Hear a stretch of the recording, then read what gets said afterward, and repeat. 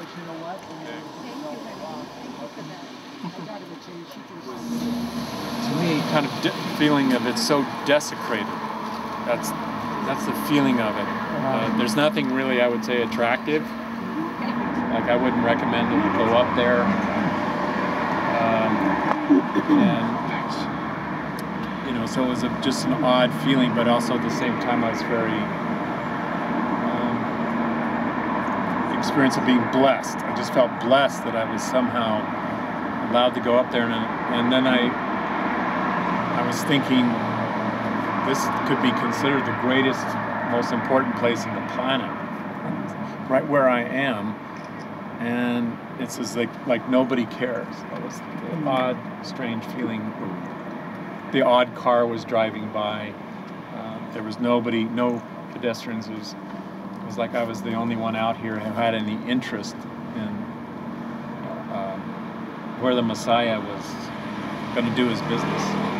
Anyway, there you go. That's one of my stories. That was a few months before we did the first festival. Well, seems like a good place for a moment of peace, huh? Yes. Well, this is a first of a sort because I haven't been here with a group before, and I didn't hear about any of our groups coming here to this spot before.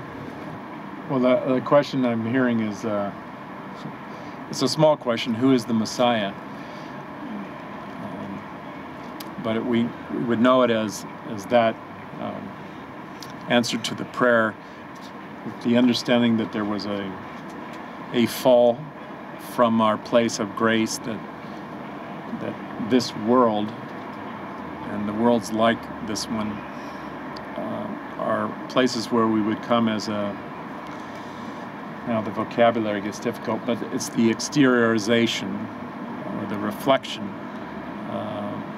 upon our divine nature, so that it's like we have to be outside of our divine nature in order to see it as something other than the oneness of what it is. So that there was a consciousness that wanted to see itself, but the way to see itself, it would have to exteriorize, and the way that was done as an illusion, you know, to come into something of an illusion of like a reflection. And in the Genesis, it talks about that man is made in God's image, and you know, to me, those are words that speak to that we're in the image, we're not in the source.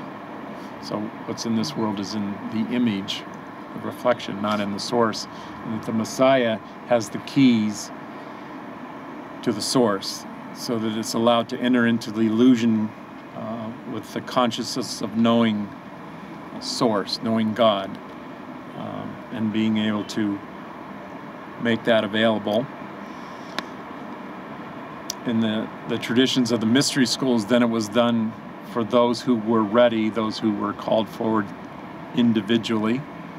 And then Jesus came in to offer a new grace, so none could be refused who seek the return, who seek the salvation. So that part of our realization is that we come from God, we come from the divine, and the awakening is I'm not in this world, I'm not in my divine place, I'm not in my home, and the search begins, and then there is one who comes forward holding those keys.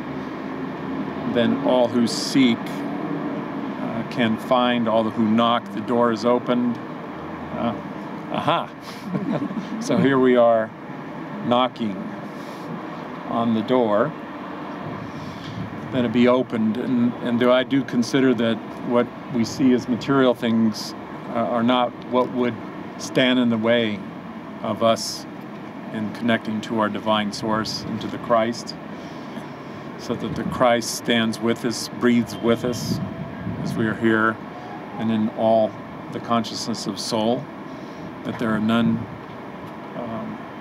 who are refused when we have the wit, when we wake up, or that we're in the presence of someone who's demonstrating that consciousness. So then we are those who have been anointed through the initiation, through the ordination, through our own awakening, to be demonstrations that it's here. The kingdom is here, so it's at hand, it's in reach. So if someone can say that, then in some way, I'm with you, brother. I'm here. You're saved. You don't need to keep searching. It's in your heart. Just find the love in your heart.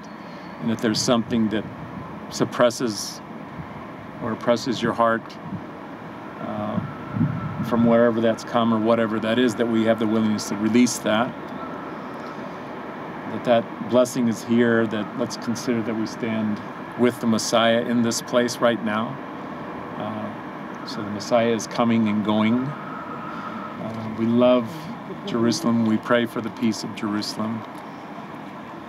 We are joined here spiritually with all those who have prepared the way and laid the foundation stones. There are many who did what was necessary so that we could come, to a time when, what needs to be released in the form of negativity, brother against brother,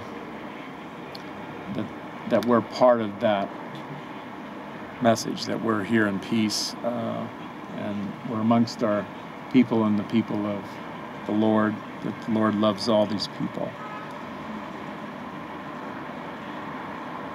Be'er Sham.